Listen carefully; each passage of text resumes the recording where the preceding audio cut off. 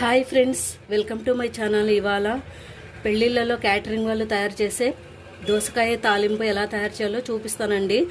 పప్పన్నంలోకి, సాంబార్ అన్నంలోకి సైడ్ డిష్గా చాలా అంటే చాలా బాగుంటుందండి.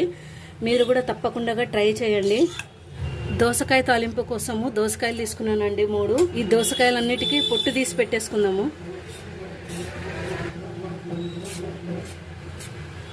ఇప్పుడు ఈ దోసకాయలన్నిటినీ చిన్న ముక్కలుగా కట్ చేసుకుందామండి.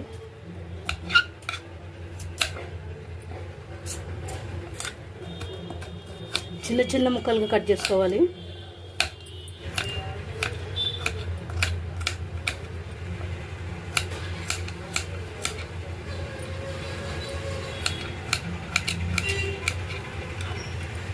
గిన్నె తీసుకొని అందులోకి వేసేసుకుందాము ఈ దోసకాయ ముక్కలన్నిటినీ.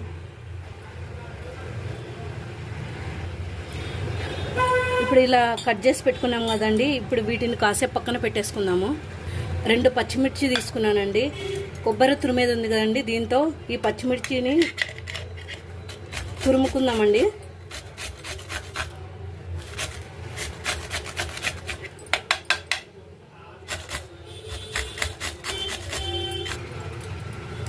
ఈ పచ్చిమిర్చి పేస్ట్ని కాసేపు పక్కన పెట్టేసుకుందాము.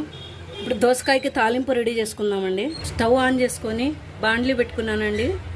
1 స్పూన్ ఆయిల్ వేసుకుంటున్నాను. 1 స్పూన్ ఆవాలు, జీలకర్ర,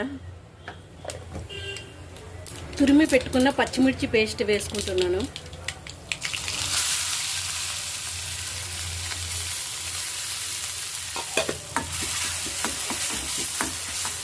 కొంచెం కరివేపాకు,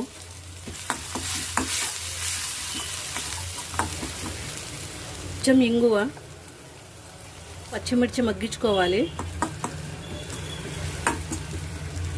పచ్చిమిర్చి మగ్గిందండి.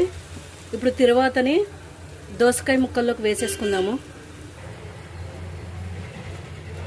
2 స్పూన్లు పచ్చి కొబ్బరి తీసుకుంటున్నానండి, తురిమి పెట్టుకున్నాను, అది వేసుకుంటున్నాను.